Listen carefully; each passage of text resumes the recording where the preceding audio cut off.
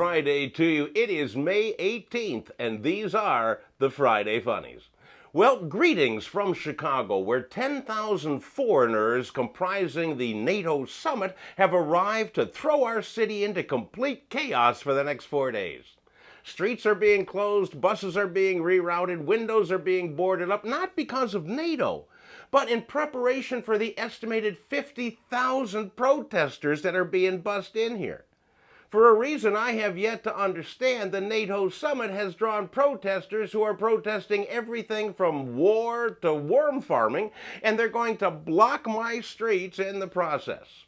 On top of that, some groups are bringing in professional hooligans to cause trouble and disrupt proceedings. What I'd like to know is, how do you go about getting a job as a professional hooligan? Is there a union you have to belong to? Are there benefits? Do you have to start every one of your stupid chants with, "Hey, hey, ho, ho"? And why are all of the protesters wearing masks? Are they that ugly, or are they protesting free speech? Inquiring minds want to know. For all the latest updates this weekend from the front lines of NATO, be sure to follow me on Twitter @ProSummarizer. I'll be updating the action as it happens. And now, nothing more about NATO in the news.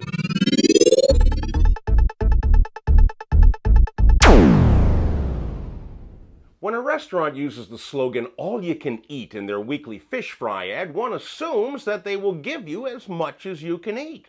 But apparently that's not the case in Thiensville, Wisconsin at Chuck's Place, where Bill Wist claims that he could have eaten more.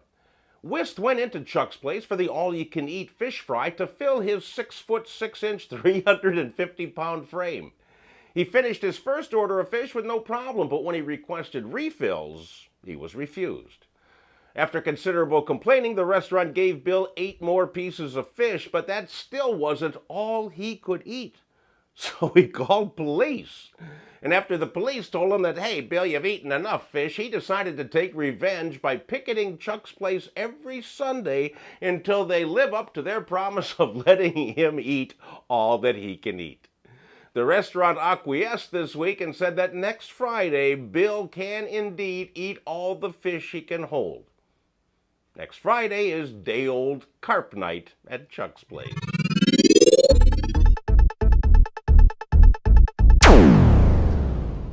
It is with great sadness, mixed with a little laughter, that I report the death of Robert Gene White, a 67-year-old man from El Paso County, Texas. White suffered a heart attack after receiving lap dances at the Red Parrot Strip Club.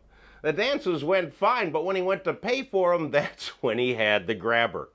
It's not known at this time if the dancers ever got paid, but they did get invited to the funeral.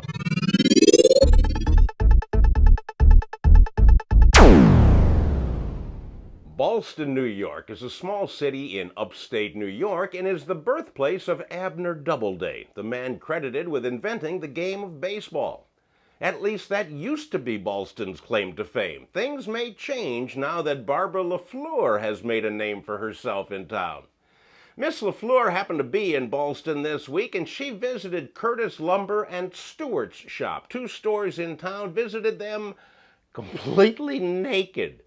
Yeah, she went in and out of both stores in just a few minutes, stopped one employee, said, "Hey, have a good day," to which I replied, "Hey, how can I not, I wish I had visitors like that. Pop in and out for a couple seconds, and they're totally naked."